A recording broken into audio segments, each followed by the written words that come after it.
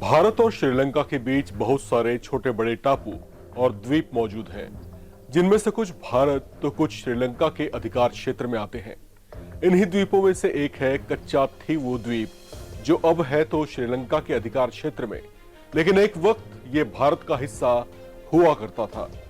सवाल है कि अचानक विवादों का ये द्वीप चर्चाओं में कैसे आ गया है और क्यों इसे लेकर पूर्व की इंदिरा गांधी सरकार घिर गई है।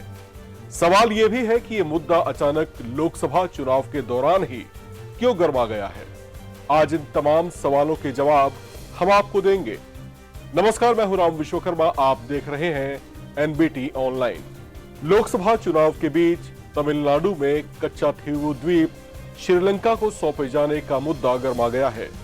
आरटीआई से मिले जवाब में खुलासा हुआ है कि 1974 में तत्कालीन इंदिरा गांधी सरकार ने एक समझौते के तहत कच्चा थीवु द्वीप श्रीलंका को सौंप दिया था।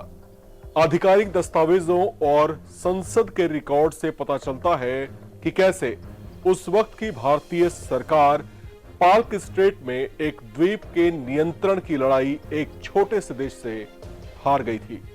दूसरी ओर श्रीलंका, जो उस समय सीलोन के नाम से जाना जाता था, तब की सरकार ने इस द्वीप को भारत से छीनने के लिए अपना पूरा जोर लगा दिया था। आरटीआई के जरिए कच्चा थीवु द्वीप को लेकर हुए इस खुलासे के बाद सियासी घमासान तेज हो गया है। यह मामला चर्चाओं में तब आया जब तमिलनाडु बीजेपी के अध्यक्ष के अन्नामलाई की ओर से इस द्वीप को लेकर एक आरटीआई डाली गई। इसके जवाब में मिले दस्तावेजों से यह पता चलता है कि कच्चा थीवु द्वीप तत्कालीन सरकार ने श्रीलंका को सौंप दिया था। डॉक्यूमेंट्स के मुताबिक ये द्वीप भारतीय तट से करीब 20 किलोमीटर की दूरी पर मौजूद हैं, जिसका आकार 1.9 वर्ग किलोमीटर के आसपास है। रिपोर्ट्स के मुताबिक भारत की आजादी के बाद से श्रीलंका लगातार इस द्वीप पर अपना दावा ठोक रहा है। हालांकि दिल्ली की सरकार ने दशकों तक इसका विरोध किया था। बावजूद इसके आजादी के बाद भारतीय नौसेना, जो उस समय रॉयल इंडियन नेवी के नाम से जानी जाती थी, वो तब सीलोन यानी श्रीलंका की अनुमति के बिना द्वीप पर सैन्य अभ्यास नहीं कर सकती थी। जबकि अक्टूबर 1955 में सीलोन की वायुसेना ने इस द्वीप पर अपना सैन्य अभ्यास कर अपने दावे को मजबूत कर लिया था।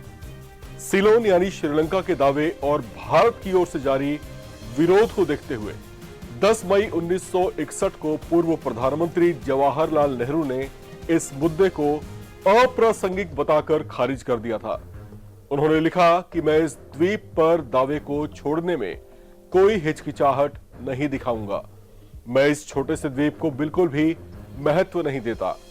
आरटीआई से मिली जानकारी के मुताबिक पंडित नेहरू का यह कमेंट तत्कालीन कॉमनवेल्थ सेक्रेटरी वाईडी गुंडेविया की ओर से तैयार किए गए एक नोट का हिस्सा है। इसे विदेश मंत्रालय ने 1968 में संसद को अनौपचारिक सलाहकार समिति के साथ एक बैकग्राउंडर के रूप में साझा किया था। बैकग्राउंडर में 1974 तक भारत की प्रतिक्रिया का जिक्र किया गया है। हालांकि इसके बाद उन्होंने इस द्वीप पर औपचारिक रूप से अपने दावे को पूरी तरह से छोड़ दिया।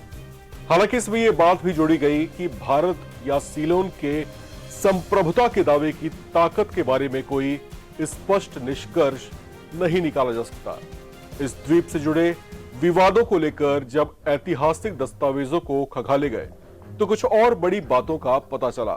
साल 1960 तत्कालीन अटॉर्नी जनरल एमसी सेतलवाद की ओपिनियन के मुताबिक ज्वालामुखी विस्फोट से बने इस द्वीप पर भारत का दावा मजबूत था। जाने माने लॉ ऑफिसर ने लिखा था कि ईस्ट इंडिया कंपनी की ओर से रामनाड के राजा को इस द्वीप का जमींदारी अधिकार सौंपा गया था। इसके बावजूद सभी सबूतों के आकलन से ऐसा लगता है कि इस द्वीप पर भारत की संप्रभुता थी। तो कुछ ऐसा है इस द्वीप से जुड़ा हुआ पूरा विवाद। इस खबर में फिलहाल इतना ही। बाकी अपडेट्स के लिए आप लगातार बने रहें एनबीटी ऑनलाइन के साथ।